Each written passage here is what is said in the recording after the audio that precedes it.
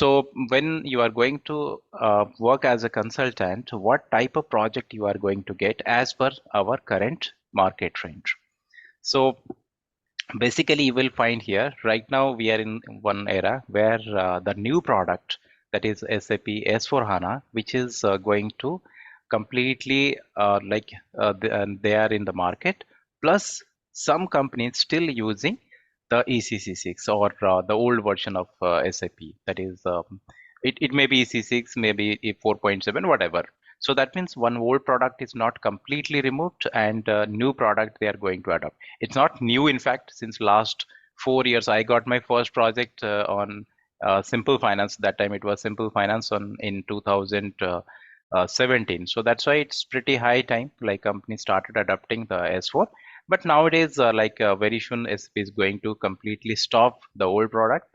So it's highly, that means companies need to upgrade from the old system to new system. So that is why you will find the projects what are there, like job point of view. You will find that no need to write anything. I will share this one. So you will find mainly right now you will find two categories of projects job point of view. One is new implementation,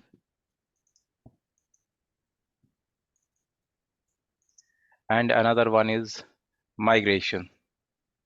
And one third category also it is there. Maybe this will be too advanced for you, just I'm adding here.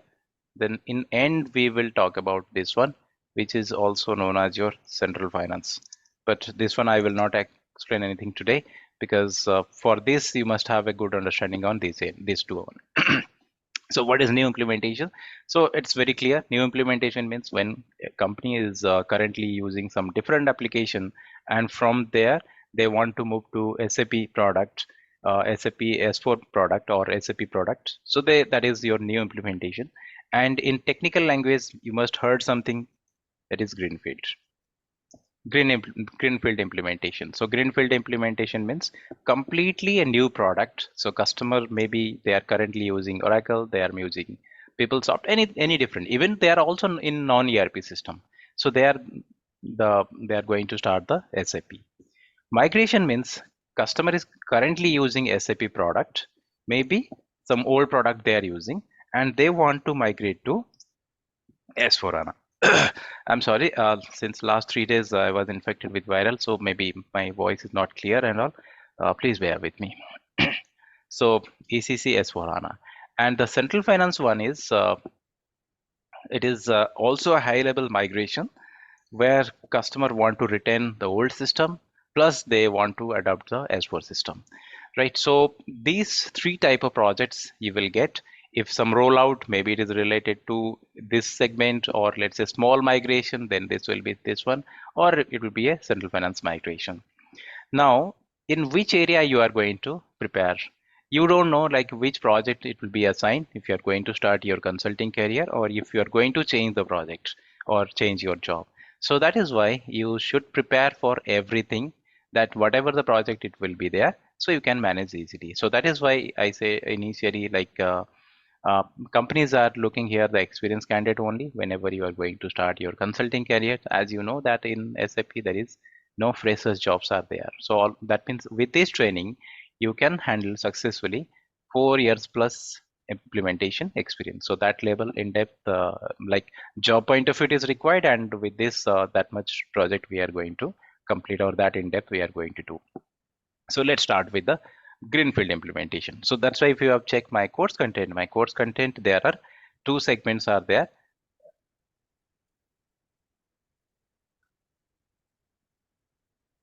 The first one is the greenfield implementation, this one, greenfield implementation, and towards the last, that is your migration one, brownfield implementation, migration and conversion, this one we're saying.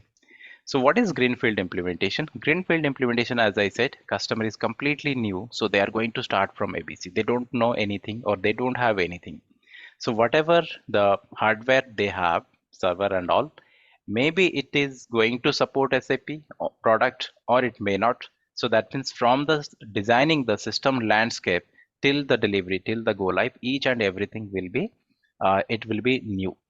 So as you know that SAP is not one product activity, or it's not one man show. So that's why it will be a team will be there. So that means in this implementation, we will have different type of consultants or developers will be there. So there are technical consultants will be there like your BAPR, the basis, and we have the functional consultants will be there like us. So we are the one of the functional consultant, that is finance consultant. But business process point of view, when we are going to design the business process, so what are the business process we are going to design? Your business process will be the same whatever the product company is going to choose, whether SAP XYZ whatever. Business process always it will be same. That means they have the business process earlier, they have R to R, record to report. Now also it will be the same. We are not going to change the business process. In fact, we are going to simplify the business process. Similarly, they have P2P. It will also say procurement to payment, order to cash. So that also will be the same, right? Then we have, if they have a good costing system is there, then product costing and profitability analysis also will be there. So business process, whatever earlier it was there, we are going to return the same.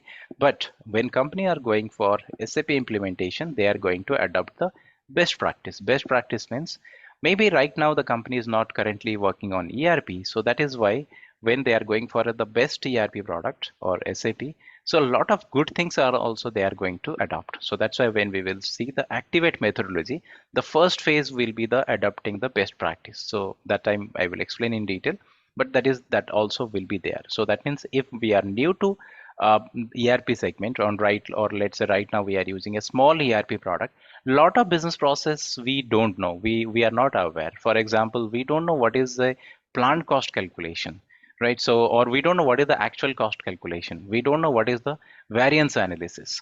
So maybe we are calculating the cost, but we are calculating the cost in a not in a proper manner. So that is why you will find lot of challenge in these areas.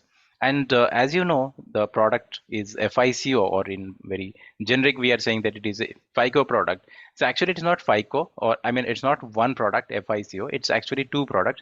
Or in S4 HANA, lot of things are now combined together, and we are saying it is S4 HANA Finance. So there is nothing called FICO now in S4.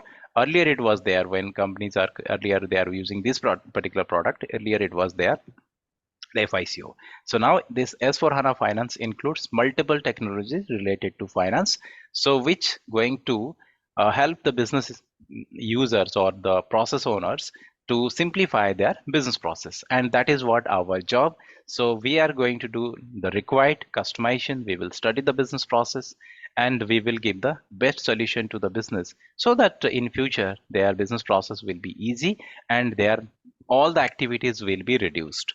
So it's not like fully automated, like business will not do anything, but we will try to make it maximum simplifications or maximum things we will make it automatic so that their job will be reduced. Now coming to the training point of view. So in greenfield implementation, we are going to start it from the scratch and we are going to build one entity from end to till I mean end to end. You must have heard that from the job point of view in every job profile you have seen that that is one end-to-end implementation required, two end-to-end implementation required. Already I have shown many times I have shown you in the my YouTube videos. So it is highly required that because no one is at this one I'm addressing for the new people who are going to start the consulting career. So no one ready to hire the new people that who don't have any experience from the project point of view. The reason here is they want immediately they will add you in the project or they will put you in the project so you can start working immediately. So there will be no training, nothing will be there because nowadays too much competition is there. Companies are also acquiring the project in a very low cost, so that's why they don't want to spend on time the training, the development, the grooming of the candidate, all these things. So that's why they are ready to pay some more like a cost point, I mean your salary point of view, rather than hiring a fresher, but they are not going to hire the fresher. So that is why you will not find a single job that if you are going to show I'm working as earlier I was working as end user and now I just completed one training and now I'm going to start the consulting career. So you will not get the call also. One single job call will not be there. So that is why you have to show at least one or two implementations. So how it will be there? So implementation means no one is saying that you will put fake experience and all, it will go. So it's not required. They are expecting that you have really hands-on experience. You did everything in the system, and they are like you are ready to be handle the project as associate consultant under one principal consultant. So that is why, from the training point of view, don't think that it is training. Assume that it is our project and we need to complete at least three projects. So one project greenfield, one project rollout, one project migration.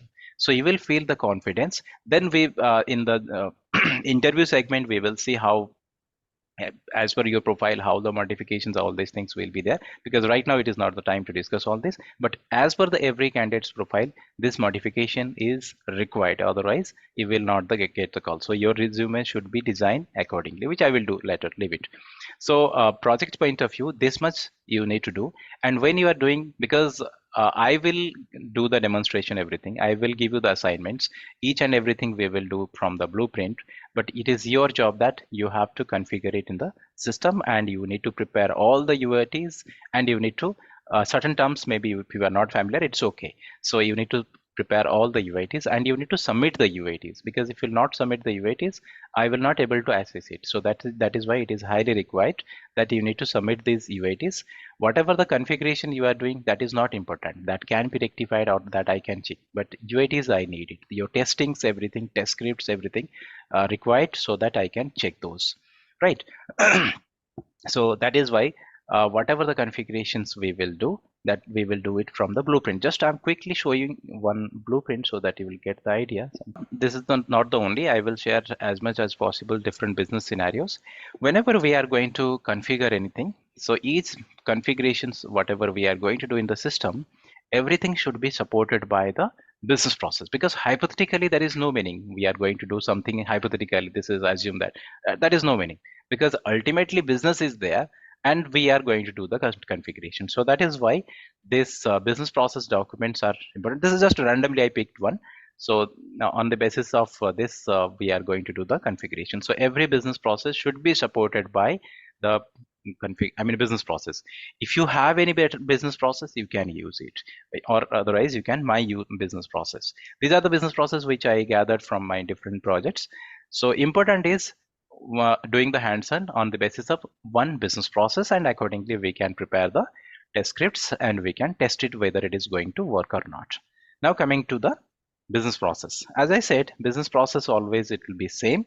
So let's start with the R2R process, and here I'm going to show one in system one company code which my previous batch configuration. So in every batch I used to take a new company code, and end to end I will configure in the same. And when you will get your system also, you are going to configure in at least in two company code for the new implementation point of view, two business process with the implementation, and migration with one. Rollout as a task I will give, that also you can complete as much as you will do the hands-on, and not only the same thing you will do again and again. So if you are going to explore different business process, it will give you the confidence, and you can very easily answer in your interview, right? So interviewer is not going to ask the question how to do that. Interviewer is going to ask the question why to do that. So that is very important from the consulting point of view. And when you are going to show that I have 3+ years, 4+ years experience in my system configuration, right? So till now, is it clear? Okay, now coming to this particular business process, which is I have highlighted here, record to report. So record to report, as you know, that the business process is going to start from recording of a posting, a journal entries, doing all the reconciliation activities, doing all your closing activities, doing your reporting, everything. So this is the like you can say it is the most important business process, and mostly the middle managements are involved here, right? So in fact this includes everything. Whenever you are doing your receivable payable, maybe you must be thinking it is not part of your record to report, because anyway it is part of P2P or O2C business process. But ultimately, when you will take the reconciliation data, that is part of your record to report. So that is why record to report is very important. It covers everything, all your books of accounts, all your accounting principles, all your valuations, everything is coming under this business process, which is your record to report. Ultimately, we are going to prepare the financial statements both from internal point of view and external point of view, right? So this business process we will start from the beginning, and this will be our end business process, because everything will be covered under this business process. Voice is not clear. Someone is saying my voice is not clear. Is just confirm. Is it any issue with the audio? Voice is clear, sir. Right. So this record to report, in different time we will come here and we will work this area. And if I will see from the content point of view, which one is the record to report? So record to report, as I said, it covers everything directly or indirectly. The first part you will find, this is record to report process. So this one is record to report process. Something related to this one is also record to report, right? So then you will find this one indirectly record to report. So record to report business process includes everything, because ultimately everything we are going to report in our financial statements. So that is why this again, fixed asset, that is also part of your record to report. So each and everything we have to configure from this point of view. Sir, Now, yes, go ahead. I am P2P background. How come, what is the procedure for this? So What is first the of all, steps? when you are saying that I'm P2P, I'm from R to R, that means right now you are from the user side and you are handling one part. But when you are going Okay. for consulting, you are going to configure everything. Okay. You showed from R to R I just started steps, from no? the business process from R to R. Next, I am coming from coming to P2P background. Okay, sir. Okay. As a consultant, you are not going to handle in piece, or companies are not going to spare like multiple consultants will be there for different business process. Expected that one consultant is going to configure everything, both finance and costing point of view, as an associate consultant. Okay, right. I have Yeah. also one question. So, like you said, sir, businesses are adopting the business best practices. So, whose responsibility during the project it is to standardize and adopting that? I mean, who is taking the decision? How it should be? During the when we are conducting the workshop, so that time as a principal consultant, they are going to conduct or they are going to do the delivery of the workshops. So in the workshops, actually we are doing the presentation to the business that these are the things are adopted by market or market is using it. But from your scope document, what we have studied, these are the things are missing. So it is good if you are going to adopt these things, then this ERP implementation will be better. Plus, you are going to have a better result. Then again, business will take the decision whether they are going to adopt it or not. Okay. And answer to your question, who is going to handle it? So, it is principal consultant's responsibility that that person is going to presentation. But as associate consultant, tomorrow you are going to be principal consultant. You should know it. Yes. But the decision is with the GPO, the process owner of the Process owners, business, obviously. to Yes. whether to adopt. Yes. Okay.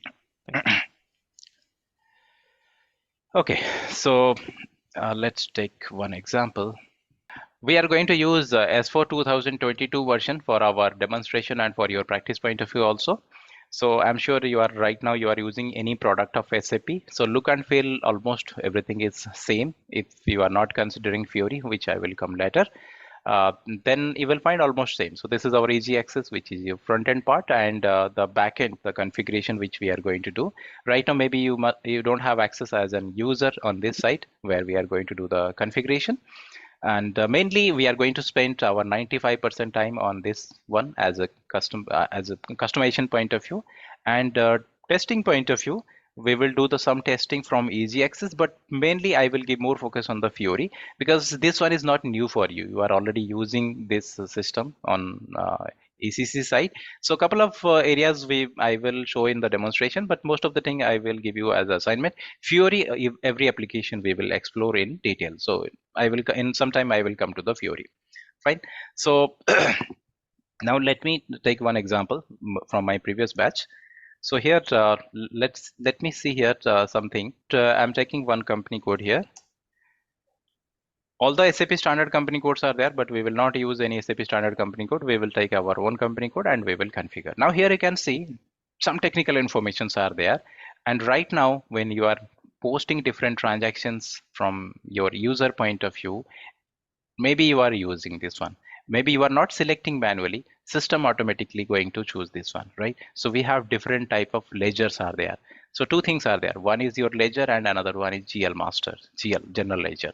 So when you are saying general ledger, it's a very small thing. That means I'm going to use this GL account as debit, I'm going to use this GL account as credit. So these are the very small things. But when we are saying that we are going to work on parallel accounting, let's say we have operation in USA, we have operation in India, we have local gaps are there, we are going to do different valuations. So we are also going to do the asset valuation as per income tax. So a lot of rules regulations are there, accounting standards are there, accounting your accounting principles are there. So in that case we are going to follow the ledger approach. So ledger means nothing but everything which is managed by a ledger, nothing but your books of accounts. So that means parallelly we are going to use multiple books of accounts by using the same chart of account or same your GL masters. Like in this company code, you can see here, I'm activating, or like I have activated here 4 different ledgers for my different purpose, for different accounting principle,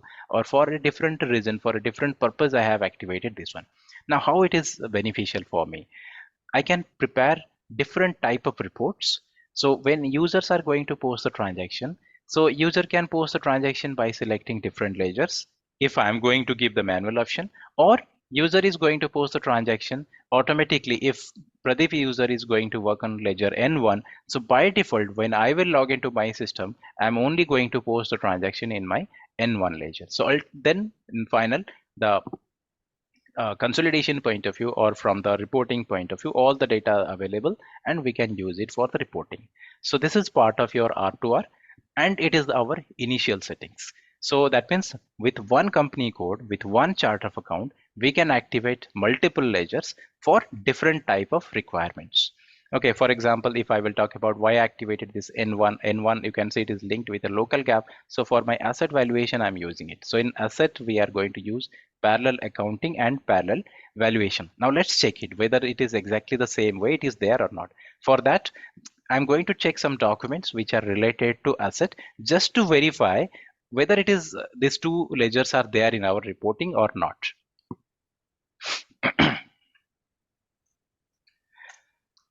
So you're familiar with document library. So I'm just going, I'm using here transaction code FB03, and in FB03, I'm going to search here. I will not select here any ledger. I will put here the document type as asset. All these things you are using from the user point of view, and just randomly I'm going to pick one document. So let's check this document. Now here you can see, as for one accounting principle, this one, just check, right? As for one accounting principle, the asset value is showing that 22,100, and as for another accounting principle, the asset value is showing 22,900. When user posted different documents, user has not posted the document in this way. In fact, user just posted some random entries. So system evaluated as per our configuration, what will be the asset value as per this rule, and what will be the asset value as per this rule, right? So that is the benefit of your, as I said, asset is part of R2R, and that is the benefit of when you have activated multiple ledgers. So it is parallel accounting and parallel valuation. This is as per one accounting principle, this is another as per another accounting principle. But let me check the document here so that it will be easy to explain. Right. So right now you can see one document is there, and if we will go to the asset valuation part.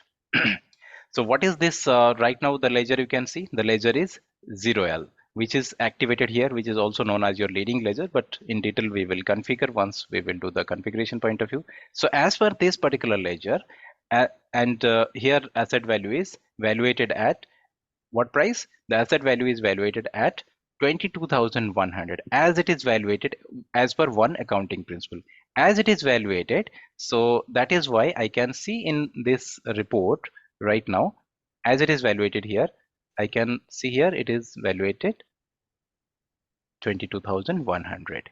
Similarly, if I will go to this one, maybe here certain things are added or here it is not permissible. So we have to follow the rules and regulation which is provided by government, income tax and all. So here you can see asset value is different. Now let's check this document. This is another ledger, N1 ledger, and in as per this N1 ledger, it is evaluated with a different way and it is as per the local GAAP.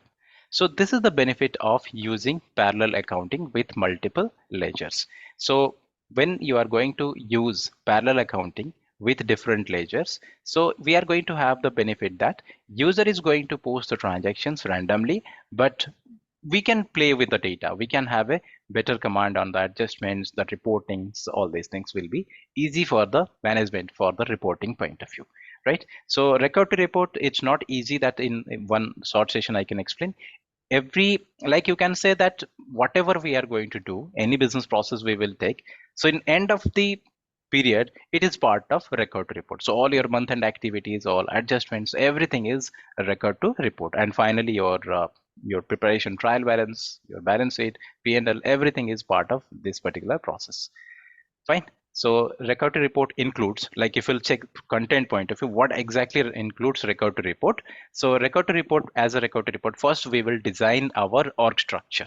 It's not actually record to report. In general, we are going to design the org structure.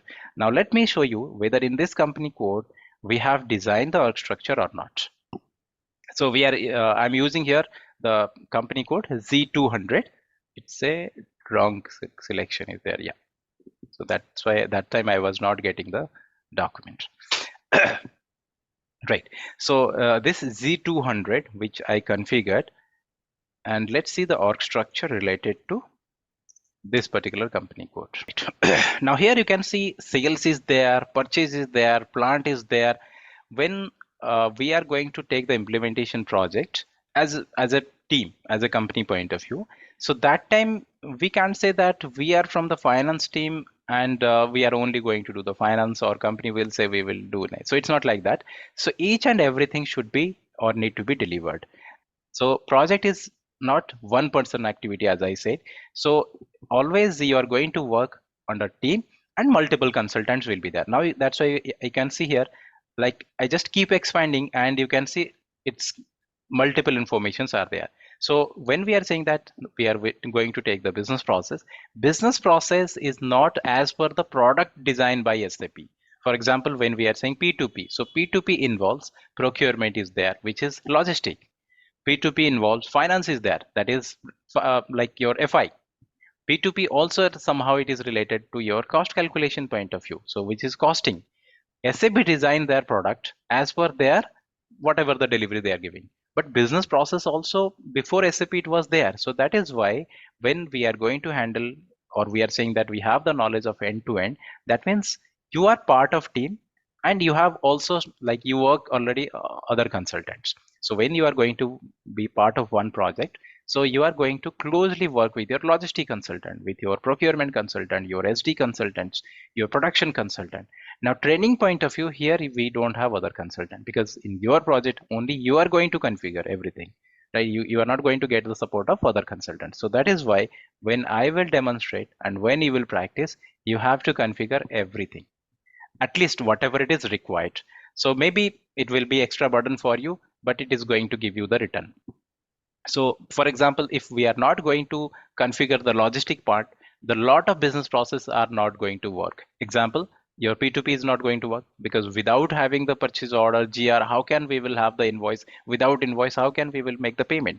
So as a finance, we will only concentrate on the payable part. So how we will do the payment? So how we will handle the bank, how we will go for manual payment or auto payment, or what are the discounts are there. So each and everything related to finance, it is our job. But initial things should be there. So that is why the logistic has to be there. The O2C will not work, your product costing will not work, your COPA will not work. So ultimately you can say that all the business process halfway you can see it. So that is why the logistic part also we have to include. But in detail configuration is not required for to execute our business process or to execute our requirement, whatever the configurations it is required, that we have to configure in the system. Okay, so same demonstration point of view I will do, and practice point of view also it is highly required from your end too. Fine. So once the organization structure done, and check here.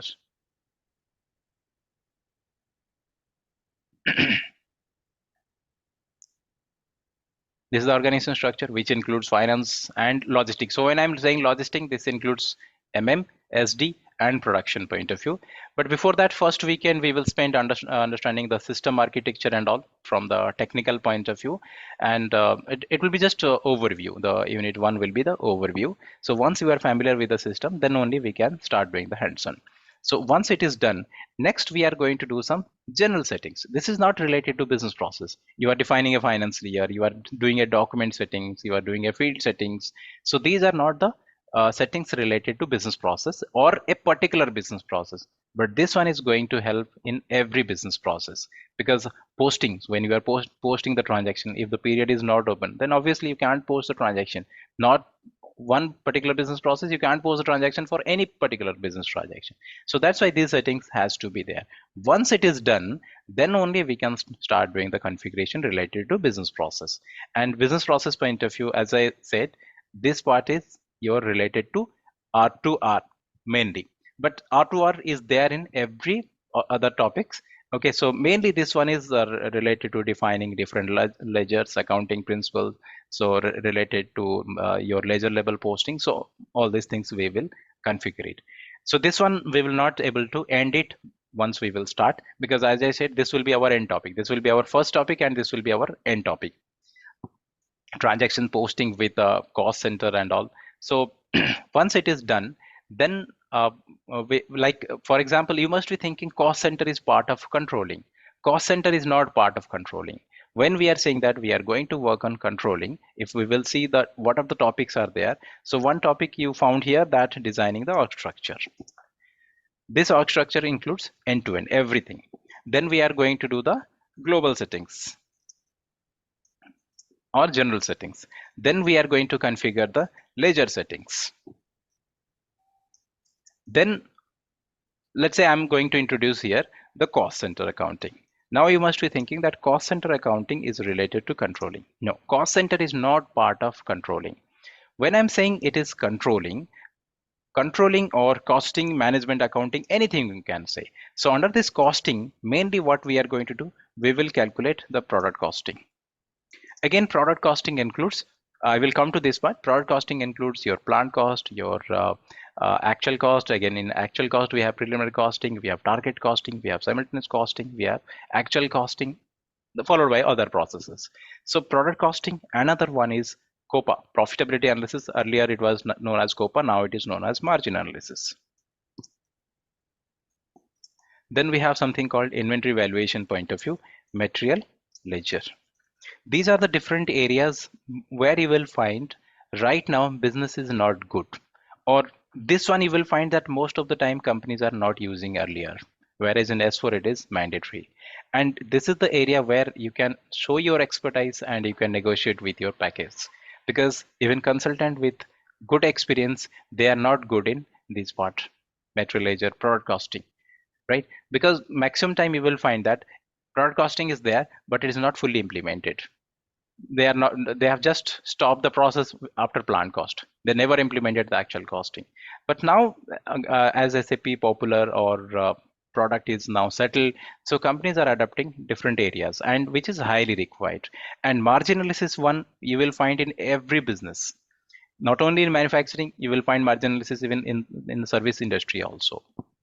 So that is why these are the areas where you need to focus more, because now the trend, I'm job point of view, will see FI point two. On the basis of FI knowledge, you can't negotiate with your package. FI is like everybody aware, even business is also aware. They know also FI settings. Everything is available in Google. This is the area where they need the consulting, because here a lot of things need to be discussed with business, and accordingly the configurations will be there. So that is why in detail this configuration is required. And for this, again, the detailed configuration is required. Now to calculate product costing, what are the prerequisites? You must have the complete ledger settings should be there. Right now we are talking about R2R. So for this, that is also partially required. So the ledger setting required. Then you must have, the logistic settings required, logistic point of view. For example, we will procure some raw materials, then only we will manufacture it. So that means is required. We must have PP it required. Not only this configuration, it's integration too, right? And integration like ledger integration or FIMM integration with FMM, your integration with PP, CO integration with PP. So once everything is connected with each other, then we will see. So once I will come to this product costing today, you will see that everything is connected with each other. Now these are areas which we are saying that it is costing. Then where the cost center is going to fit here, right? Cost center nothing but it's a cost object. Even those companies are not manufacturing anything, they have also the cost center. For example, let's say let's say hospital. Now that hospital, every department they are also collecting the cost from the different. So in OT segment they are incurring costs, in OPD they are incurring cost, right? So IPD they have cost, so different type of cost they are recording. So when the transaction will be recorded for the profitability analysis point of view, they are also going to add the cost object. So if they are going to take the departments, so then cost center will be applicable. Mostly you will find in the service industry, they obviously this one is not applicable for them. Small companies or small entities, they will not go for margin analysis. Instead of that, they will go for something called profit center accounting. It's not part of cost center costing, so I am adding here profit center accounting. It's single dimension analysis report, so they are happy with this particular product, profit center accounting. And for the same example, if I will take the hospital example, so in that case, maybe they can go for this option or they can go for profit center accounting. But profit center accounting, if they are going to adopt, then the transactions must be recorded with the cost object. If I'm posting a document, just like some expenditure debited and a couple of expenditure debited, bank credited, what is that meaning? When you have incurred some expenditure, the incurred expenditure must be recorded with the cost object. So that is why cost center is, don't count this cost center as your cost controlling. Cost center is never part of controlling. In fact, it is known as your overhead management.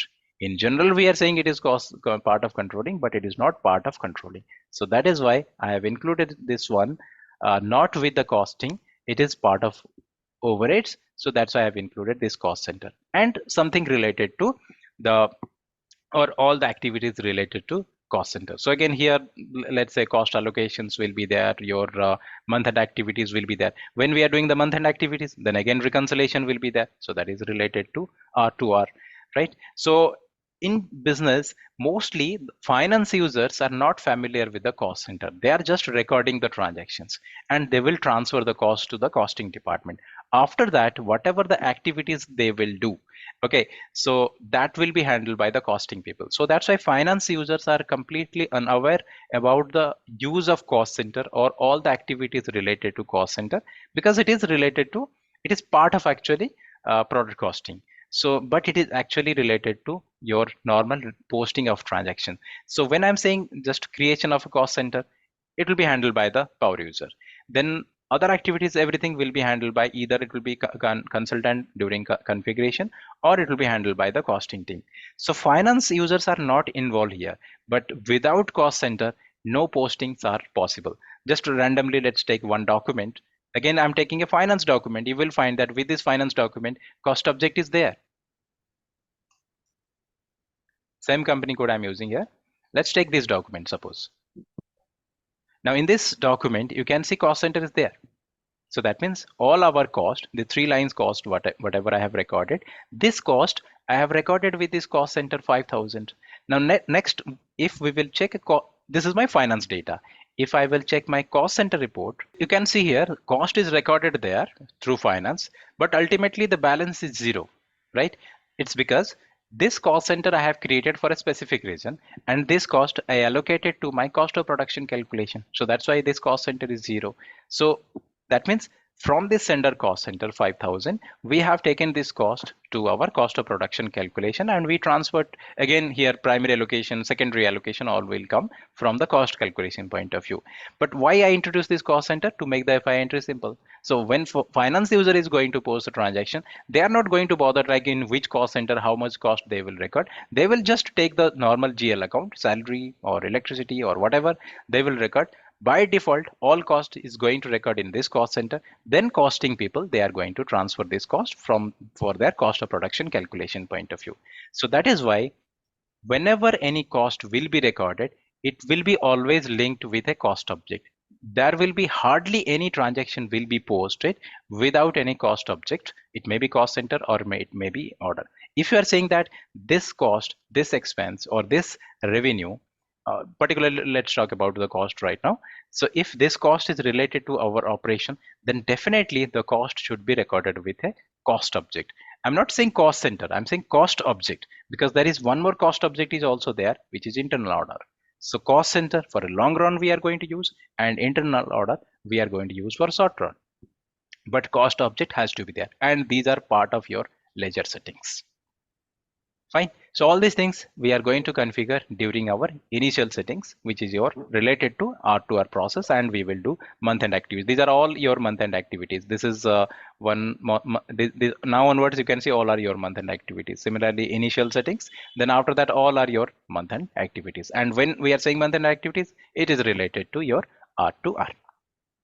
Any question on this R2R? Any question? No, sir, clear. If you have not understood anything, it's okay. Anyway, it is just high level presentation I'm giving, so it is absolutely fine. Now coming to the next business process, which is very, very familiar because you must have idea on this area. So that is related to P2P. P2P, when we are going to say, so P2P, you know the process that we are going to do the procurement and we will do the payment. So this process is going to start from the logistic department, and from the logistic point of view, okay, just quickly let me show you this PPT. So this FI financial accounting is nothing but it is part of FI. Then we have to do the configuration related to ledger. It is part of R2R PPT. So general ledger settings we will do. Then we will design the master data. Ledger point of view, whatever master record, GL masters will be there. GL required, cost center required, order required, whatever. Then different transactions will be there. Then account analysis, reconciliation, month-end activities, and reporting. So whenever you are going to run GL report, GL balance reports, all are your part of reporting. Then next, P2P. So P2P is going to start from, I'm sure you are already familiar with this one. So it is going to start from your requirement planning. That means that is your MRP, then request for quotation, then purchase order, then GR, then your invoice. Now this part is related to finance. When you are saying that payment, related to payment, whatever it is required, that is related to finance. But if we are not going to configure everything, or particularly the logistic and the integration, then this one is not going to work. Okay, before explaining further, let me show you one document. So I'm just going to take one vendor invoice and I'm going to run a report here. And simultaneously also let me log into Fiori, because this one is more user friendly and you will get more clarity here, being new user. So we have two deployments on premises. Till now I was showing on premises. Now I just log into Fiori. So same also we will see here. Okay, so let me run here one report related to vendor invoice. Just randomly going to pick one item here. So this is on vendor invoice, I can see, or accounting document related to vendor invoice. If I'm the finance user and particularly from the AP team, then I will make the payment or I will do the necessary activities related to payment.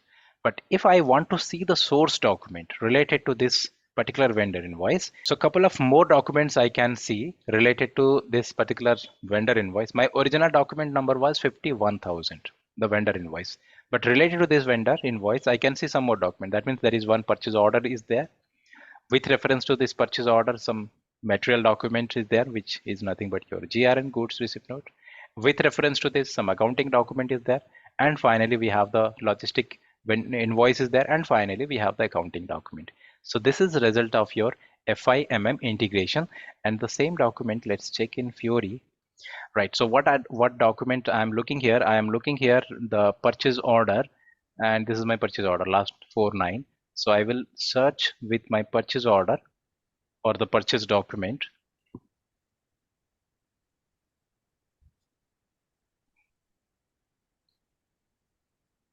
Last 4 9. So related to this purchase order, I want to see all the documents. Right. So logistic point of view, the logistic user created this document. This is my purchase order. With reference to the purchase order, then next logistic user perform the GR. With reference to GR, another logistic user process the logistic invoice. These are the logistic activities. With reference to logistic, as we know that everything is integrated with each other, because we know that whenever there will be GR will be there will be some accounting document will be there. So inventory is going to debit, or whatever you are going to purchase, that is going to debit, and credit will be GRIR. So automatically, the moment the logistic user process this document, we got here the document number, this one, that is our 50,000 document. Now let's check this 50,000 document, and we will confirm that 50,000 document generated with reference to this document or not. Okay. I don't want to disturb this screen. Let it this one as it is. Let's check it through on premises. So what I'm looking here, I'm looking here this document, 50,000 document.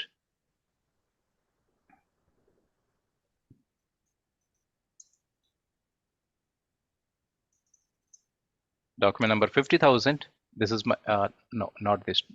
Taken wrong one. Document number 50,000. Yeah, goods receipt. Correct. So here some variances are also there, right? So this accounting document is there. So what we, how we got this document, who posted this document? This document not posted by any user manually. This document is your integrated document with reference to something else. How to confirm? You can see here, this is posted by this user with reference to this particular transaction code, and this T code is not related to finance. This related Migo is related to GR. If anyone is right now working on this, you can connect this one. So if I will see my original document, the original document is my logistic document. So document number 114, which we have seen in Fiori, it's the same copy, just we are using Fiori. So this is my source document. With reference to this, I got this document. Similarly, if I will check document number 51,000, which is my vendor invoice, which already we have checked also. Right, I got the invoice with reference to the original document, which is my source document. Now user point of view, it is very easy. User is doing something and automatically we are getting the output. But in backend, we have to do lot of configuration, and this FIMM integration is like one of the most important area for your, not only for the current topic, for multiple business process. So that's why this includes, or this prerequisite is FIMM integration. This FIMM integration is going to support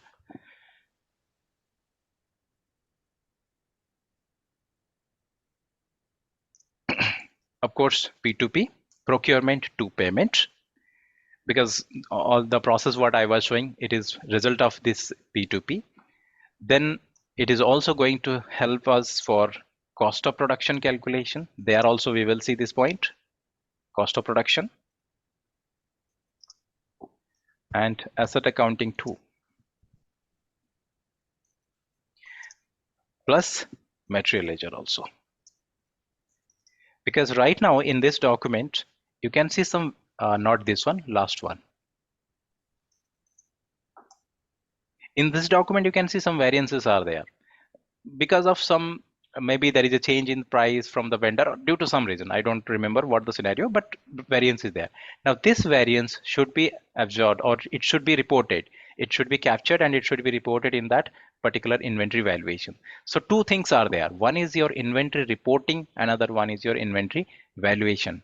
When I'm saying this account is debited, inventory debited, your raw material debited, FG debited or credited, that is nothing but your reporting. But when we are saying that inventory valuation, that is something else. So for that, we have to follow again accounting standards. We have to do the inventory valuation. Earlier, inventory valuation companies used to ignore it. That time we will see why they used to ignore it. But in S4 HANA and now statutory point of view, a lot of accounting standards are also now available for inventory valuation. So it is mandatory inventory in detail. It need to be valuated. Reporting earlier we are doing, but not that need to be valuated. Now related to this inventory, let's see why this variance are what is how this why this variance is there. This line. For that, I need to check what is the source inventory for this one.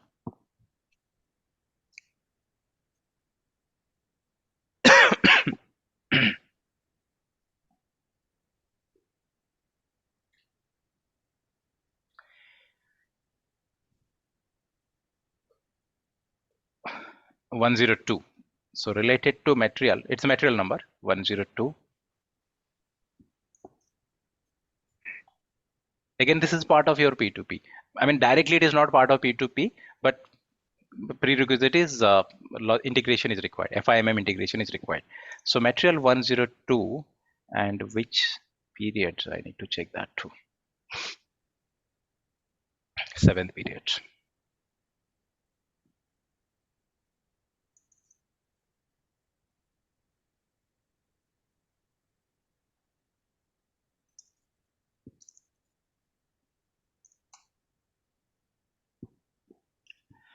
So here multiple transactions are there. Just ignore other transactions. We will only check our current transaction.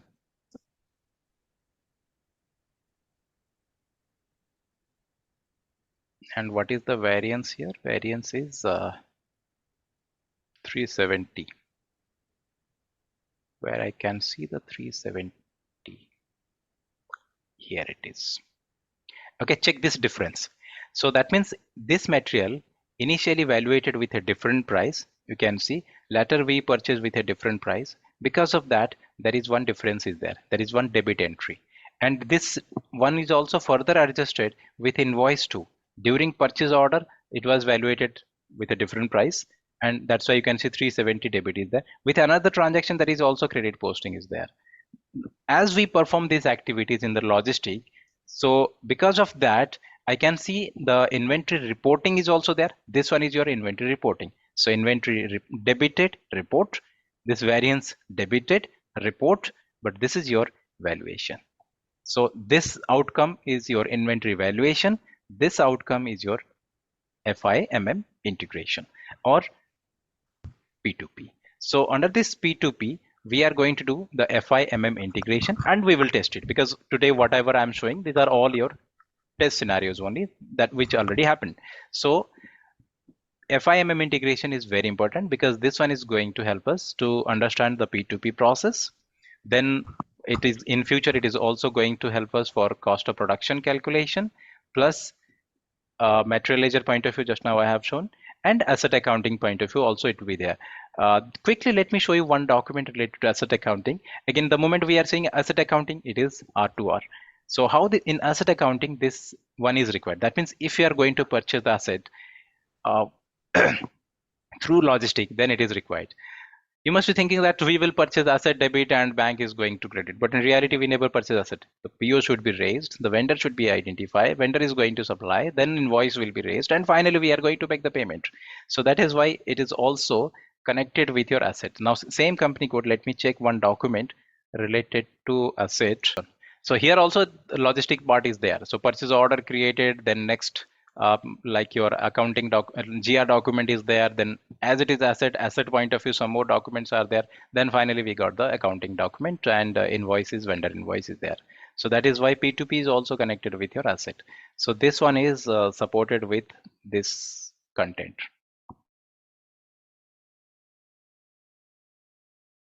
It seems like 4-5 points, but when we will do the configuration, a lot of things are there. Now integration is not like just assigning one GL account with related to under one particular chart of account. Even client is also aware about those things. If you go to OBYC, this one I'm addressing who are currently working on system. If you are going to do the OBYC, if you are going to do if you go to the OBYC settings and you will select the chart of account, even you will assign the GL account. Job done. Client is also aware of these things. So that is why interview point of view, or when you are going to handle the customer, so that time their question will be, because of what logistic activities, why this particular GL account is debited, what is the mechanism behind that, what is the use of the general modifications, why you are using this those things, right? Or on what basis, how these movement types are connected with the particular GL accounts, on what basis system identify debit, why it is not credit. So that is why in detail you have to understand this process. That means this particular module is maybe you will find lot of activities are related to logistic, but as a finance consultant, it is also highly important for us, because that time when customer is going to ask the questions, they will not categorize. We will not ask these questions to the finance consultant or to logistic consultant, because the logistic people, they are good in the logistic segment. They can't answer it from the accounting point of view. But when the process owners are going, they want to understand from the process point of view. They want to see there is a movement is there, movement type is there. When we perform these activities, then how system is going to on what basis system is identified here the debit, or on what basis it is credited. So in detail the relationship you need to explain to the business. So that is why it is most important one. One, I said it is going to support other business process, and here a lot of mechanisms are available. I mean, it is connected with this one, with related to this one. Once you are clear with FIMM integration, next we are going to do the vendor payment. Again, vendor payment means how we are going to do the payments. So most of the time we are dependent on the automatic payments, right? So like user is going to run the automatic payment program and system is going to clear the payments. Again, for that we need to have the bank settings, because without bank payment is not possible. And in S4 it is known as your new banking system. Lot of changes are there if you compare with and one more thing, whenever we are going to configure anything, each business process we will do a detailed comparison with our EC system also. We will do the configuration in S4, but simultaneously also I have end-to-end configuration in ECC, which I will also do a comparison, because interview point of view, lot of questions you can expect where comparison between ECC and S4. So each point we will do a comparison with the ECC too, so that you can see what was the problem there, or how manual activities, how the reconciliation was not automated, and how it is in S4. So this like in the bank you will find 100% change if we compare with the ECC. Integration, it is same, there is no change, FIMM integration, but bank is payment point of view, bank is 100% change, and it is completely shifted to Fiori. And from 2020 onwards, SAP introduced here new bank accounting, what they are saying. Okay, so this up to this one, it is your integration, this one. Then after that, what we are going to do, that is your FI. So particularly when someone is saying that I'm working on AP, so that person is working on this side. It's not one activity, so multiple activities are there from the payment point of view, and that is your AP. But in total, it is P2P. Any question on this? No, no question. Someone was working with P2P, so Hema, Yes, you, sir. I think Yeah, you, yeah, yeah. yeah. Do I you have am any question? working. Yeah, no, sir. I got it. So you got it. What are the activity right now you are doing in P2P? Invoice processing, payment, and then vendor management. Invoice processing means which T code? Which Myro. FE60, FE60. FB60. No, the Yeah, FB60 when you are posting means non-PO invoice. yeah, non-PO only. I'm doing not PO invoices. Non-PO. Any example what you are doing through non-PO invoice? Non-PO means we received invoices. In that, we will update the invoice number, date, amount, GL and cost center, whether. Uh, But yeah. again, it is your business call. But why you are processing non-PO invoice? Because of it's a insurance, it's a service based Okay, okay, okay. business. Got it, Okay, got it. Yes. Right. okay. So you got it. What I was showing, that PO Yeah, yeah, invoice. yeah, yeah, yeah. Got it. Yeah, I got it. Comparatively, non-PO invoices are easy. So where you are Yeah, manually going to add all the data, so you are selecting the vendor going to be credit, and something debit, in your case insurance, that expenditure and all going to be debit. yeah, yes, correct. Okay, okay. Here Yeah, I forgot one thing. In right now in old system or in AC system, we are working with vendors or supplier, what you are saying. Whereas in S4 now we are going to work on business partner. Business partner concept was not new in SAP. Earlier also it was there. But earlier we used to create different master records in different system. For example, you just imagine, for example, let's say one party is there. From that business, we are purchasing the raw materials. So that time we are saying it is our vendor. Then we process that raw materials, and now it is FG. Let's say same business, they have a different operation, and now we are selling the product. So that time, once again, we are creating one more master record in our system, and that time we are saying that it is customer. So before selling, we will do a credit analysis for that particular customer. Then in that case, we need to create another master record, and that time we will say it is business partner.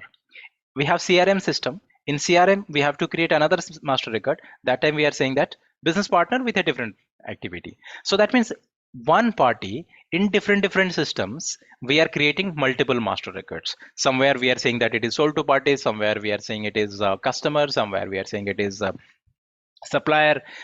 Now everything is merged together, and now it is one master record we are going to create, and that is known as your business partner. Okay, so this will business partner, when I'm saying business partner is common, and same will be used in multiple systems. Mostly it will be handled by the logistic, but as we are going to do everything, so this we will do. So business partner, like at high level, we are going to create one master record as business partner. Now if we'll check that particular document, once again I will go to the same document.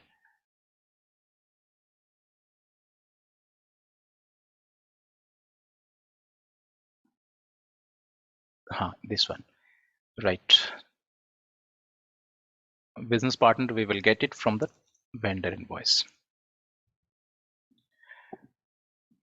Let's take this number 2000041. This is our vendor. This business partner created, and this business partner with different purpose in different time, I can use this one for a different role. Like for example, this business partner I created centrally. This one is created not for finance point of view, not from logistic point of view or purchase point of view, sales point of view. This one in general I have created. With this business partner, I can perform here various activities. I can perform here, just now you have seen that I can use this one for my supply, I mean purchase point of view. So that time we are saying that it is our supplier. Assume that same party is our customer too. So same business partner, it's not always required, but if in that case, we can also use it for the sales. That means now it is our customer. Again, when we will purchase it, as he said that we are processing non-PO. Let's say they have two operations, PO with PO, I mean with integrated with logistic, non-integrated with logistic. So in that case, we can use this one only for the finance point of view. That is also possible, and logistic point of view also. Same here also, we can use it without sales order.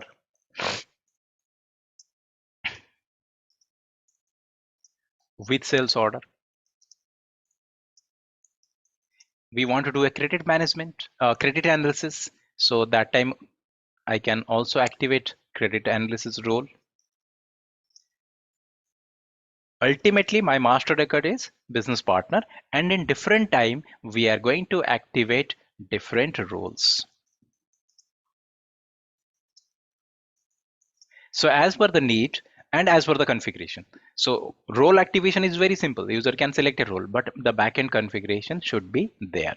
So if I want to activate a certain role, let's say right now we are using only without sales order. Now we will go with sales order. So in this case, SD settings are required, because some more information related to that business partner we need to add from the SD point of view. So that is why the business partner we will create centrally at high level. Then as per our requirement, we are going to activate different roles. But again, before activation of certain role, we need to activate, we need to configure the other configurations.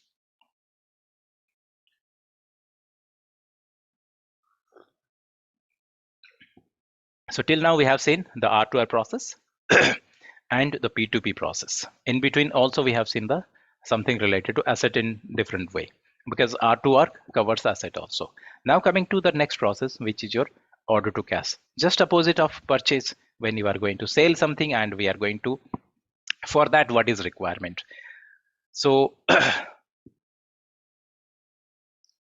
cost center accounting, this also cover the order management.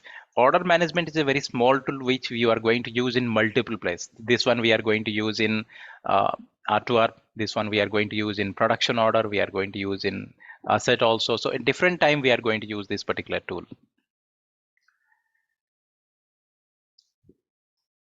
Then I have explained you the P2P process. Now coming to O2C.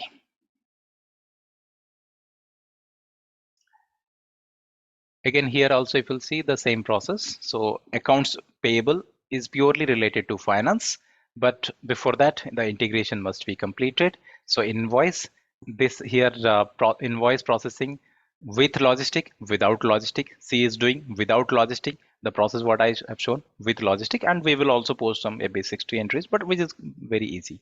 Then the payment, and for this payment, make sure that the bank's configuration should be there. And when we will do the bank configuration, everything related to bank also we will simultaneously complete it. Like if you'll check this one, bank point of view, designing the bank operations and all, and particularly this one is very, very important, the bank reconciliations.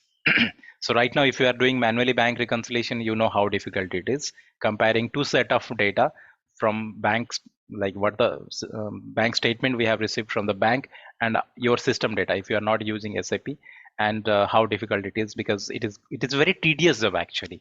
But whereas in SAP it is couple of seconds activity. User is just going to upload the bank statement, and after that, if everything is smooth or if it is configured properly, so the program is going to run both, or it is going to compare two set of data, and if some differences will be there, system is going to post those transactions, system is going to clear those transactions, or if something mismatch, this will be highlighted. So it is just, even we will create one bank statement, we will create dummy bank statement and we will upload. You will find that it is couple of seconds activity. It will not take more than 10 seconds if it is properly configured. Yeah, I will show you the O2C cycle. Let's take some customer invoice. This one you can see this item is cleared through the bank reconciliation. This one, that's why I can see the tag here. From this one I identified it is cleared through the bank reconciliation. Okay, so let me take this item. Now right now, accounting point of view, I can see this is one accounting document or customer invoice is there. But if I want to see the detailed one, again here also the complete information is there. Multiple activities are there. Now why this FISD integration is important, or order to cash? When I'm saying order to cash, it is business process, but actually this is your FISD integration. So this one. So order to cash, again, sales order, then outbound delivery, then invoice, then finally collection, or everything related to collection. So here prerequisite is FISD integration. This FISD integration is important for currently our business process related to order to cash plus related to COPA, margin analysis. Because when you are going to sell something, that revenue we will transfer to profitability analysis. When we are going to do the outbound delivery, that cost also we are going to transfer to cost of sales, which you are saying, that also we are going to transfer to COPA. So that is why for this COPA point of view or margin analysis point of view, FISD integration is required. For cost of production, FIMM integration required, and for profitability analysis, COPA is required. Okay, so COPA part I will come. I'm moving systematically. So COPA, once I will come, that time we will see this one. Right now you can see multiple documents are there. So initially we did the SD settings, then we did the FISD integration. Then with reference to this, wherever you can see these CO documents are there, controlling means data transfer to COPA. But right now I'm not going to that. Otherwise we will deviate from our current topic. Now same thing, let me show you from the Fiori. And this one I will take this billing document. From billing document we will identify the process. This one is more user friendly, I believe. Even without any SAP knowledge you can understand this one.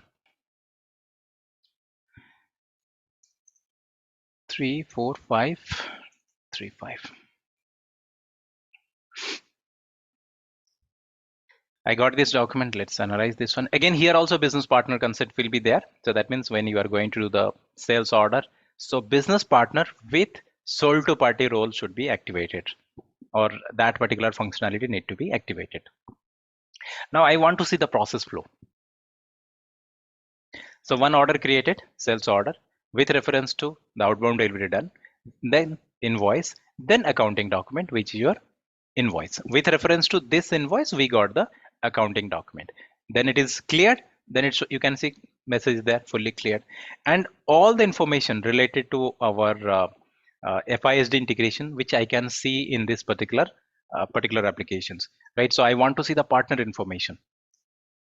With this partner, what activity I have, what are the roles I have activated? Sold to party I have activated. Again, it is related to SD. During configuration, we will see. Bill to party I have activated. Payer I have activated. Then I want to see all the terms condition. Because user is not going to fill the information. User is not going to fill what is the selling price, whether we are going to give the discount and all. So user is going to just sell to whom we are going to sell and what the product we are selling, how many quantities. That's it. Automatically system is going to do a detailed calculation, and whenever it is automatic, that means in backend we have to do the configuration, right? Then pricing informations, this calculation I was doing. That means this particular selling price right now, that 500 is selling price, we are giving a trade discount or our sales reduction 1%, so that is tax. Cash discount is also there, cost is there. This table, whatever it is updated, user has not entered anything. User just entered to whom we are selling, how many quantities, and what we are selling. Automatically, as per our configuration, this informations will be there. Tax information, so each and everything informations will be automatically, it will be there. And for that, FISD integration is highly required. And once you have the invoice, then we will go for collection. So when we will go for collection, it will be manual collection, or it will be through EBS clearing. One line item was there for clearing. Then either it will be a check deposit clearing through check. So all these things will be there, whether advance will be received or not. If advance received, how we are going to settle. So anything related to collection when we are handling, that we are saying that accounts receivable. When we are seeing the end-to-end process, that is your FISD integration. Clear this one? Any question?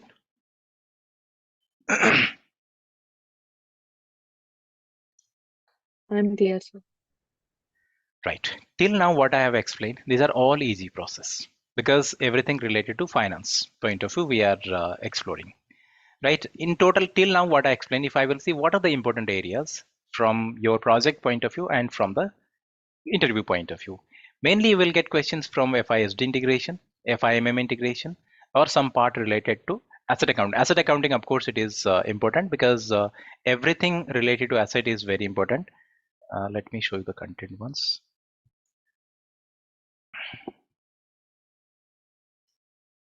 What to see? Yeah, this one. So asset accounting is it's an important one, where we are going to see all type of asset acquisitions, internal, external, right? So AUC part, we will see depreciation calculations, retirement, each and everything will be there, except this one. And particularly if you'll see FIMM integration part, FIMM, FI integration, SD integration, the receivable payable part is bit easy, and cost center and all, it's easy. Then coming to GL, yeah, this one is bit tricky, because here document splitting and all will be there, and that also we are going to see in detail. Next, coming to your cost calculation. Here, one part I missed, that is your profit center accounting. Profit center accounting, in every business process you will not get it. Wherever margin analysis is not used or COPA is not used, there maybe you will find the profit center accounting.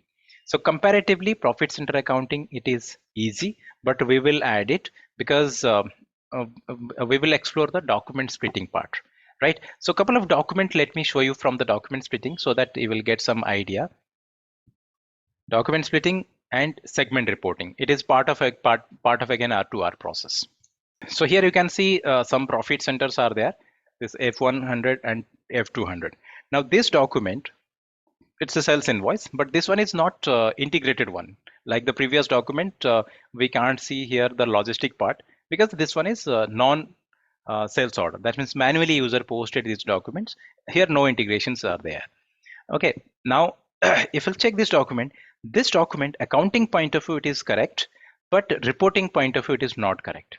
For example, what is profit center? Very high level I'm explaining. Profit center means we can take profit center anything. It can be a product, it can be your operation. I'm using here operation. So for example, let's say sales service, we have two operations. We want to see the cost from revenue. We want to see the revenue from our sales activity and revenue from our service activity. Similarly, cost from revenue activity, and so all the cost center will pass through the profit center. Difference between cost center and profit center is cost center where we are only actually only we are capturing the cost, whereas in profit center we are capturing the cost and revenue both. So comparatively, if we'll see the if we'll compare this one with the COPA, this is bit easy, or it is single line reporting. For example, let's say you have taken the product. So our product is, you can see here, check this one. So here, if we are going to take different product as my profit center. So these are my different products and these products are our profit center. So how much the revenue we have generated from this product that we want to take, and what is the cost for this particular product that we want to take, so that we will do the profitability analysis by using profit center accounting. Profit center always it is part of one segment. So when like as per the norms, if 10% of your revenue for a one particular product, let's say this particular product is more than or equal to 10% of our total business revenue, so in that case segment reporting is mandatory. Or profit, 10% of your profit from this particular product, then segment reporting is mandatory. If segment reporting is mandatory for that particular entity, then profit center is also required, because without profit center segment won't work, because during transactions we never use the segment, we used profit center, and profit center is attached with the segment. So in this case profit center is required.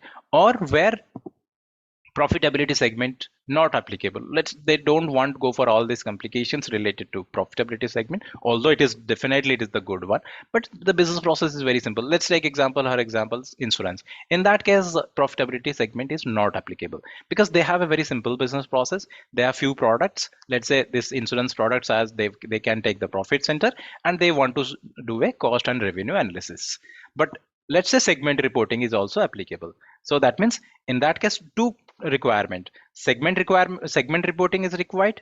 For that purpose profit center is segment is required, plus as it is service industry, so they want to take the profit center also. So in that case, instead of profitability segment, it is advisable they should go for profit center accounting. Any audit firm, they should go for profit center accounting. Again, whatever example I'm giving, it's not mandatory that business they have to adopt the same only. Anyway, business will take the decision which they will go for, but obviously they will go for profitability segment. Then consulting fee will be high, more configurations will be there. So as per the need, it is observed that mostly manufacturing companies where products are more, multiple business process, markets are like south zone a different strategy they are applying, north zone different strategy they are applying, in different countries different strategies are there, and they are going for a high level reporting by using PW. In that case profitability segment or margin is helpful. If business process is simple, or product is a service industry, in that case profit center will be there, and we are going to use the both so that you will get the flavor of both the area. Now if I will check the same document here, now this one accounting point of view it is correct, but reporting point of view it is not correct. If we'll check this one right now, this profit center which is part of this segment having the credit entries, this profit center having the credit entries, but this this is another profit center is there which is not balanced. Now this profit center debits are missing, this profit center again debit is missing, for this profit center some credit is there, debit is missing, for this profit center debit is there, credit is missing. In this way if we will prepare the balance sheet or P&L, then it will be incomplete information. So accounting point of view or document may be perfectly posted, but reporting point of view it is not perfectly there. So as a result your reporting will not work. So it is part of R2R. Now if I will go to another view, now you can check here.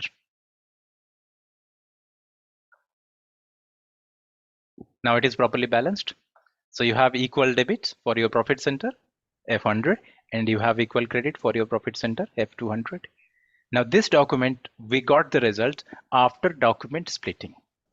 In this case, the document is not splitted properly. This document is not splitted properly, but in this case, document is there.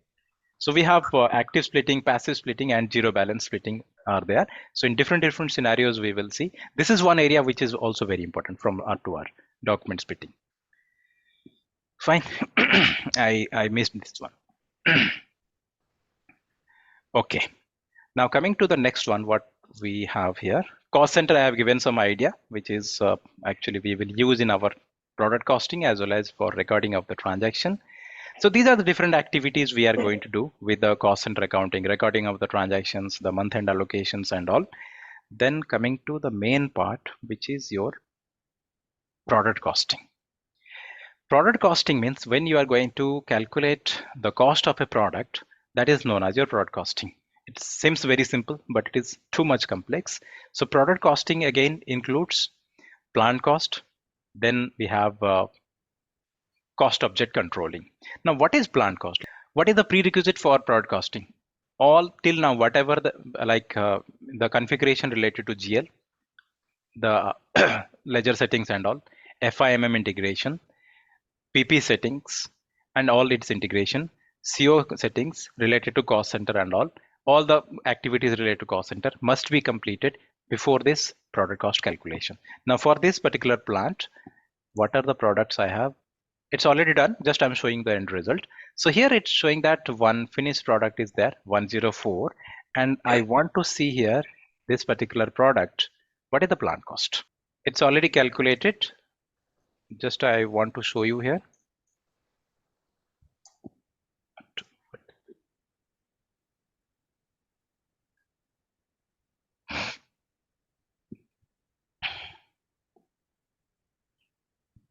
Product cost calculation divided into three segments. Product cost planning means plant cost, then cost object controlling, which in general we are saying actual costing, and actual costing with material ledger. Right now I'm the first part of this one. Being user, our job is just to execute the cost calculation process. It's already calculated, I'm just showing it. And it is very easy for me. Automatically system calculated this cost, and the cost of the product is 573.95 INR. But there are so many components are there in this cost calculations. Can see it's not showing properly. I mean, it's there in technical way, but let me show you with the product name wise. So these are different components are there. By using, like, this is my cost component structure. That means how I got this price 57935 by having this inputs.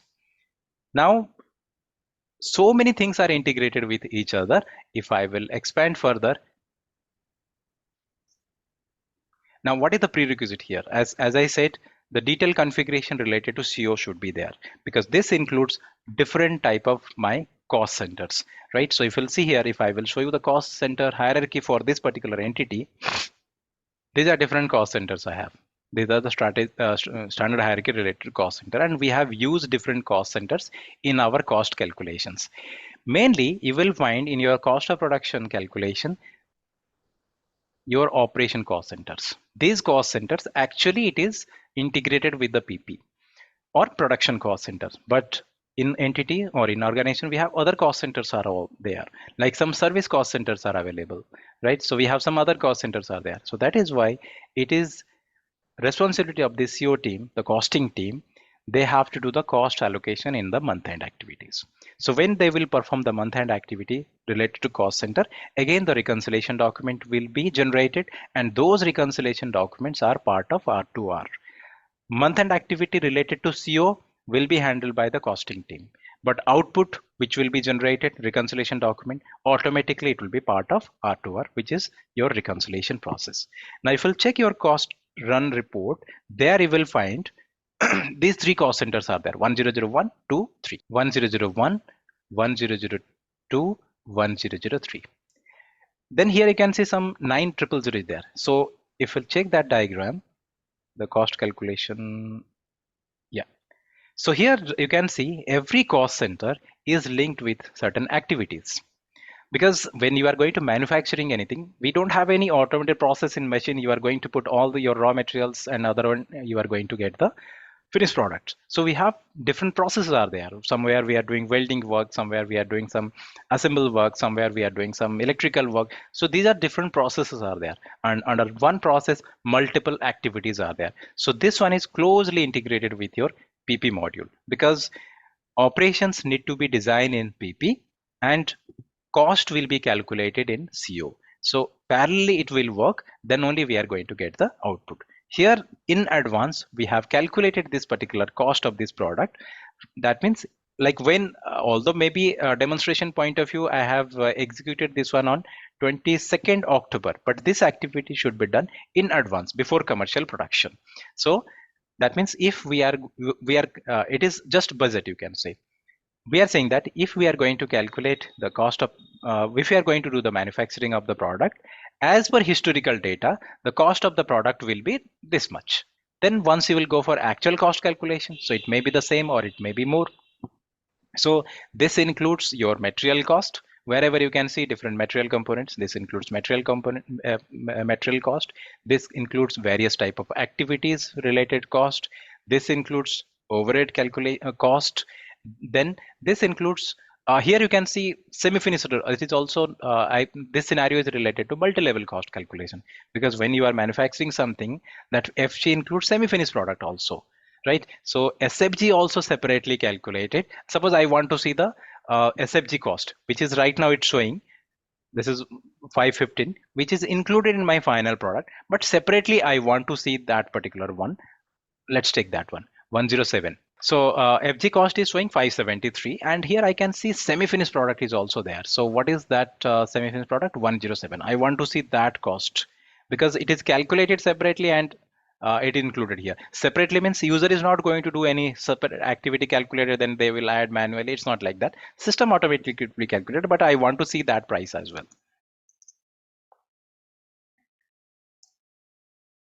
So here also you can see a detailed calculation of that particular semi-finished product. Okay, so it seems like separately it is calculated and it is merged here. So this is how we are going to do our configuration.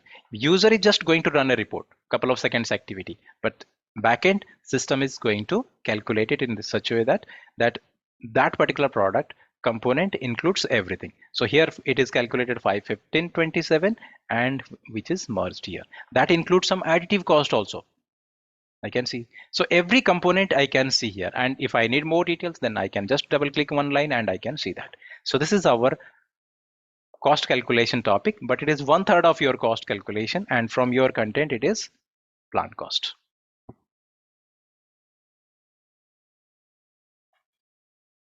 Once your plant cost is calculated, then next will be your actual cost. Plant cost in advance we are calculating. Maybe once in a year, once in a quarter, once in a half yearly, as per the period you have defined. Then next, then we will start the commercial production. Every period we are going to perform the cost calculations, right? So that is your known as your cost object controlling. You will take one cost object, let's say production order. With reference to the production order, we are going to do the cost calculation. Check the PPT. So this is the entire process. Different components are there, which includes our, like, if you'll see what are the components, this includes material cost, this includes activity cost. Again, material cost is coming from bill of material, activity cost is coming from the routing, from the PP, then overhead. So all these things are going to merge together, which already you have seen in this particular report, which here you can see multiple things are there. Now this one is cost center. Sorry, these are your cost center 1001. These are your activities. This is your work center. Then this is overhead. This is your material. Material is coming from MM module. This work center is coming from PP module. This one is coming from CO. And in total, cost is calculated. So once the plant cost calculated, then next we will proceed with the actual cost calculation. Now, actual cost calculation point of view, production order will be there. Okay, so first we are going to calculate the standard cost, which is calculated. This is our standard cost. This one is standard cost. What is next? So once the standard cost is calculated, then we are going to calculate the simultaneous cost. Now, what is simultaneous cost? For that, we have to go to the production order. So everything, all business process I'm showing in the same company code. So in every batch, I used to create a new company code, and there we will explore everything. Let's just try randomly. I pick this particular production order. Now here, with reference to one production order, I can see another production order is there because this FG includes semi-finished stock also. Let me check this one. It's showing that 3 units I'm manufacturing, 3 units, 100% yield is there. That means by the end of the month, by the end of the period, production will be completed. This one is difficult to understand until unless you will not continuously follow the process, because multiple steps are involved here and each and everything is connected with each other. But still try to get the idea at high level. Last one, when I was showing the plant cost, it is for one product. That means if you are going to manufacture one product, then what will be the cost? This one in a batch. So if you are going to manufacture this, or if you are going to produce this batch, then what will be our cost? Okay, so first one is your preliminary cost. Preliminary cost means the first column. If we are manufacturing 3 items, no production started, just we have created the production order. Again, who is going to create the production order? PP department. So if they are going to start the manufacturing today, then what will be the cost on the basis of plant data, because actual production is not started. Then goods movement will be there, activity operation will be confirmed. So that is known as your simultaneous cost, which right now I can't show you because actual cost is already calculated. But in between, one process will be there, simultaneous cost calculation. Here you can see the plant data and the actual data. So which is different, plant data and actual data is different.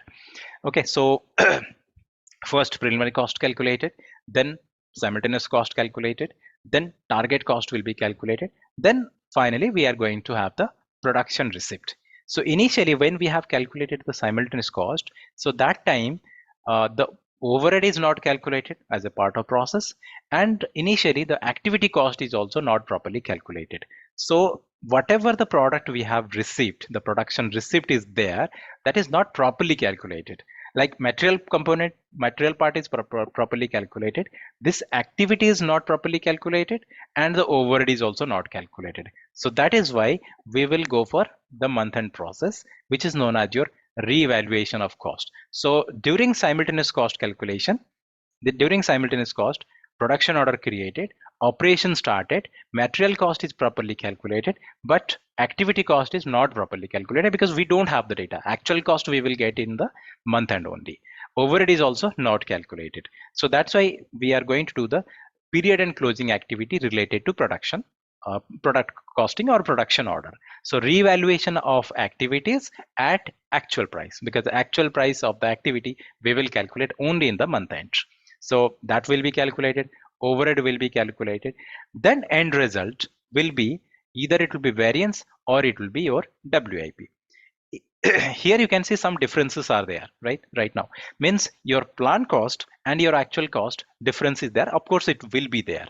So if that variance will be there, that variance we need to transfer to different place. It will be reported in FI, it will be reported in COPA, it will be reported in the material ledger also. So same like after doing the month end activity, all this period end activity is done.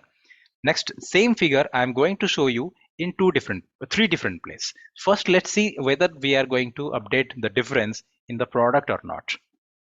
So again, material ledger, and I want to see the difference, which is right now it's showing here, right now in production order, or which is my PP data 199525.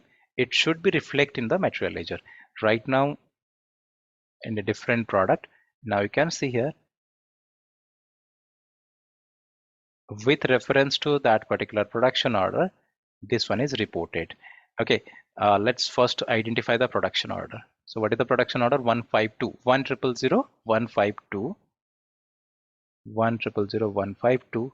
The difference is there. User is not going to do anything. User is just going to perform couple of activities, and system is going to do the calculation of variance, and system is going to settle this variance. It is updated in our material ledger. Plus, it should be there in my P&L as well. We know that variance should be part of your FI P&L. Now, this is R2R again.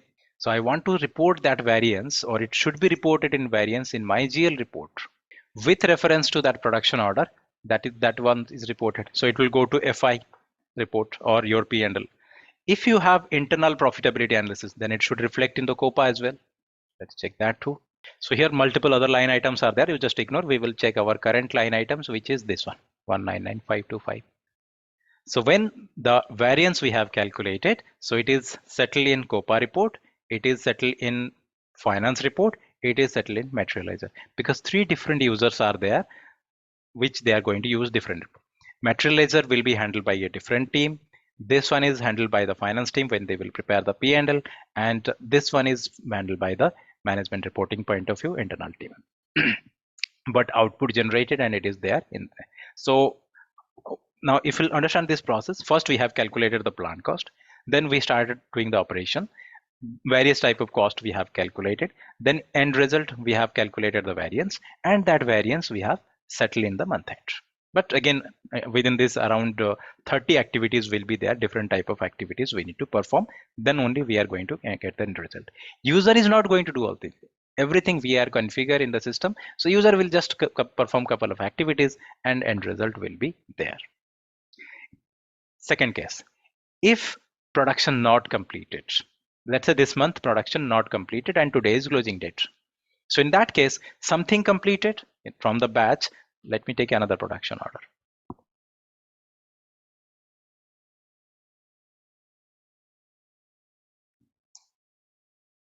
For example, this one. So here you can see 5 items I am manufacturing, but actually 4 completed. 1 item, WIP. So if this one is not completed, so 4 items you are going to show in the balance sheet, that is finished stock, and 1 item that also part of balance sheet, that will be treated as your work in process. So the entire process will be same, but the end result will be different.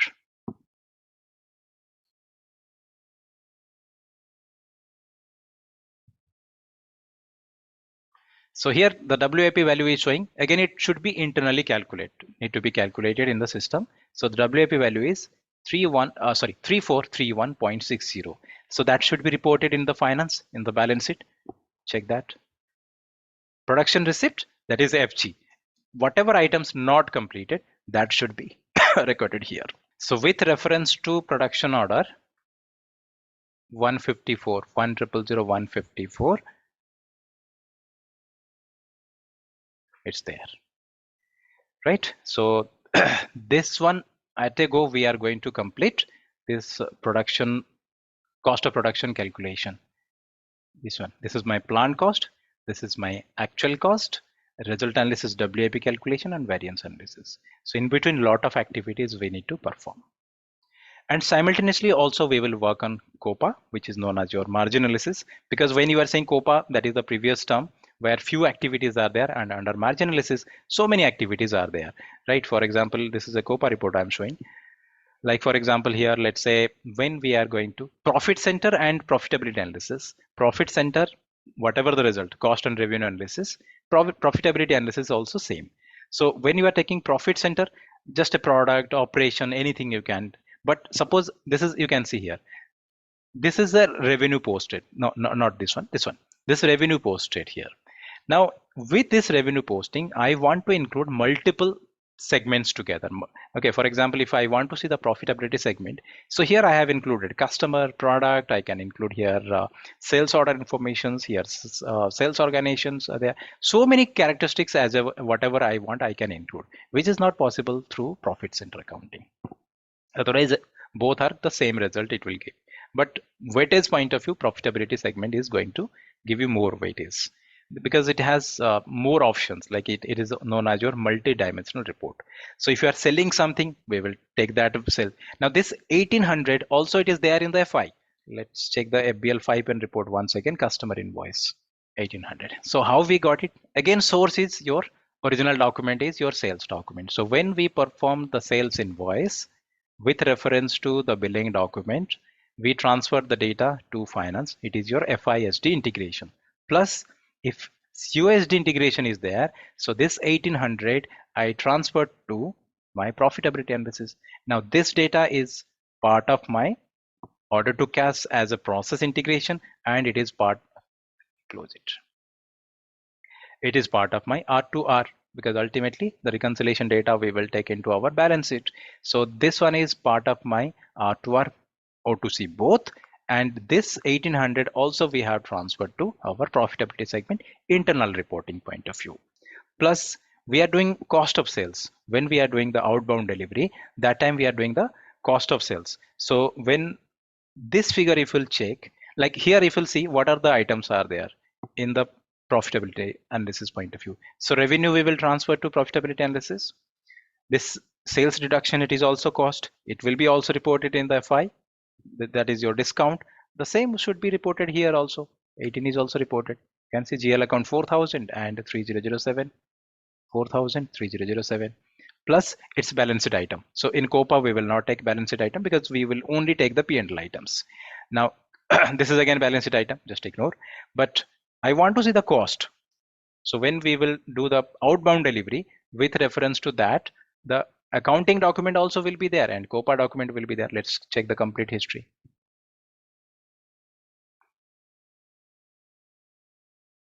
With reference to outbound delivery, our logistic document generated plus accounting document generated. This is my accounting document. So what is the cost of sales?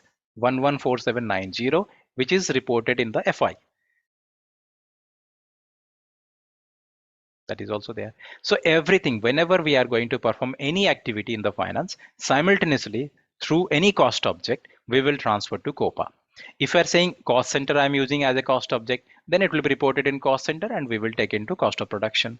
If you are taking through internal order, then that we will transfer to COPA, maybe directly or indirectly. Now this value you can see, this cost initially recorded with some other cost object, but in month end, this cost transferred to COPA. Like let's take this one, this 300. Let's see. So here various type of cost I have recorded. This is one cost object I have recorded, and out of that I transferred some cost to this profitability segment, right? So this one, I want to see this one 5008, which is of course secondary cost element that I want to see here. Now in this you can see here this one 5508, it is in USD, so don't get confused with this amount. So this GL account 5508, which is included here, 5508 5508 642 USD equivalent INR. Now whatever the things I'm showing here, which is user point of view data, is readily available. In backend we have to do detailed configuration, then only it is going to work here. So whatever I have explained, it is supported with a business process, and on that basis everything. So when we will do the configuration, it is highly required that we should understand the business process. Then only we will do the system configuration, because system configuration is the most easiest thing if you understand the business process in detail. Because first we have to understand the business process, then we will identify the gaps, what are the issues are here, or what business is not currently using. Then accordingly we will do the system configuration. Then after that UATs need to be prepared. So or test script will be prepared. So if everything is fine, then test script will work perfectly, or testing will be correct, or maybe if it is not correct, then it will be failed. So in detail we have to capture each test script, so that that's why initially I said that you need to submit your test script, because configuration whatever you are doing, till the time it is not tested, everything is correct. In test script, or when we'll do the testing, that time we will see actually whether it is correctly configured or not. So with this, all the business process configurations are done, right? Once it is done, by this time you are done with all the configuration, all this. Next we will go to the migration part. When we'll do the migration, if we'll go to system, you will find two nodes are available. One is the general configuration, which we are doing. FI configuration we will do, CO we will do, MM we will do, SD we will do, production we will do, and enterprise structure, org structure. Plus you can see another one is there, conversion of accounting to S4 HANA. In this case, business are not new to SAP. They are using SAP. They want to upgrade to S4 HANA, which is your migration and conversion. And by the time we will reach here, you are also not new to this business process, because by this time already you have configured all the business process. This time our challenge, or for you it will be new, that how to handle the conversion projects, because this time our focus will be the technical part. Okay, because whenever we will do the configuration, we will also explore the table part. We will see what are the old tables are there, what are the new tables. New table, everything is part of universal general. As some people are not familiar with table, so that's why I have not used the table here. But every time, whenever we will explore any report, so we will check whether it is updated in the SC docket table or not, or what are the tables are earlier it was they are index tables, segregate, total. So that we will do a comparison, because here when we will come to this part, lot of technical things will be there. Okay, so because this one is configuration will not be the challenge for you, because by this time you already configured everything from the scratch. This time your challenge is how to do the data monitoring, how we will do the data migrations, or we will handling the uh, what you can say conversion. So these things we will do. So it will take 2 weekends almost to handle this one. So this is how we will plan our program. I hope it is clear. Now you can ask your questions. And feel free to ask any questions, whatever you have. Please go ahead with your question. Sir, are we going to cover about the landscapes? That is the first part. That is the first topic. Okay. System landscape, system architecture and all. Without this, how we will proceed further? Yeah. So we will do a comparison with ECC2, the Okay. unit 1. And you said in the initial lecture, you said simple finance. So I have never heard about it. That is So the old term. So initially, when SAP, like earlier it was ECC6 was there, then Mhm. few add-on features was there, particularly the versions 1503, 1506, 1511 also. That time, full-fledged logistics solution was not there, and this particular, I mean, that product was not that good, which is going to complete the SAP ERP, and it is having some add-on features. So that means if companies they want to go with simple finance, they will continue ECC6 as their full ERP plus few add-on features they will get if they are going for simple finance. So that time few projects was there simple finance, but nowadays there is nothing called simple finance because we got the S4 HANA enterprise management. So that is full-fledged ERP. Mhm. So in that time, like mostly you will find in 2015, 16, 17, in these years, simple finance was there. Sir, I have a question. Please Being go an ahead. end user from last 13 to 14 years in the production, so I worked in the domain of P2P, O2C, as well as in the R2R segment, in fixed assets, as well as in the general ledger accounting. So, with the help of this training, so do I need to have a practical experience on the implementation to get the certification, or after the training, can I apply for the certification? Definitely, you go for certification. Okay, what I explained, everything from the hands-on point of view, I have explained each and everything which we are going to do the system configuration. When you will go for certification, certification is completely theory. That means you will register with SAP, then you will go for certification. Better I will open that. I will strongly suggest to go for certification uh, because if your company is not sponsoring, most of the time your company will sponsor. If your company is right now not sponsoring, then at least go for one certification. It will give you the advantage when the interview point of view. Although certification is not giving any job guarantee, but it will help you in CV shortlisting. And if your company is sponsoring, then go for all certification. Okay, sure. Let me explain what are the different certifications are available. Two type of certifications are there. One is your professional certification, another one is associate certification. So as you are new, so you will start with associate certification. So in associate certification, we have two certifications are there. One is FI separate and COs separate. Whatever the topic I touch, so you will find the questions will be there from. What will be the cost? There are two options are there. One is you can see this price. It will be, if you add the GST and all, it will be 50,000. So you, if you are going to pay this fees, you are going to get 6 credits. 1 year will be validity. So within 1 year, you are going to complete the certifications. You are going to get 6 attempts and multiple products. So if you go to this, see all the certification, including the subscription, multiple certifications will be there. Your wish, which certification you want to get, because you are going to get 6 attempts here. Here you can complete FI certification. So these are the topics which already we have explored. These are, then you will go for CO certification separately, because as you already paid 50,000, no separate cost for you. So CO topics, or it will be their certification point of view. Plus you can go for professional certification. That is also included in the same cost here. Now, what is the difference between associate certification and professional certification? When you will go for associate certification, more questions you will get it from the business process, direct business process. When you will go for professional, you will get the delta questions, means comparison between ECC and S4. So that's why I said that a detailed comparison with ECC we will do. And second thing, the migration. So here focus more on migration, more question you will get the migration point of view, and question quality also will be like, it will differ. Comparatively, you will find here straight questions. Here you will get more scenario based questions. So always it is recommended associate certification once you will complete, then go for professional certifications. And cost point of view, let's say your company is sponsoring, I will strongly suggest go for all certification. If your company is not sponsoring and you have to pay it from your own, then go for one certification at least. You can see the price is 20,000 including GST. Here you will get one attempt, one time. You are going to pay one time fee and one attempt. If you have not cleared, then gone. Whereas here you are going to get 6 attempts. Now, what should be the approach for the certification? Certification questions you will get it only from the SAP book, nothing else, right? But as you are going for the training, so that time we will do a lot of hands-on and all.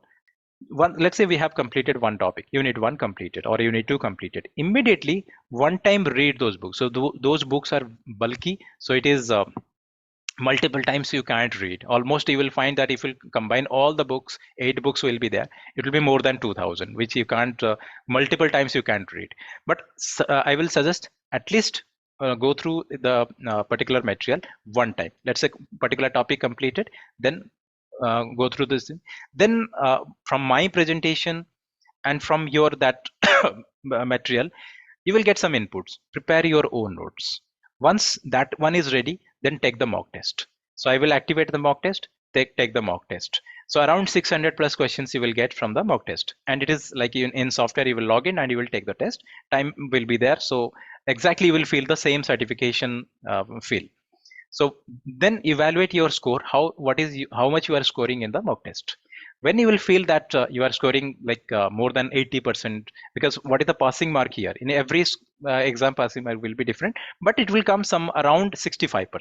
So once you will score more than 80%, then go for certification.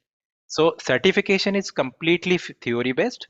Even without touching the system, you can clear the certification. You are good in the theory. But if you'll do the hands-on, you already configured every business scenario in the system. That time it will be easy for you preparation point of view. Otherwise, a lot of things you have to mug up, learn by heart the things. With hands-on, it is not required.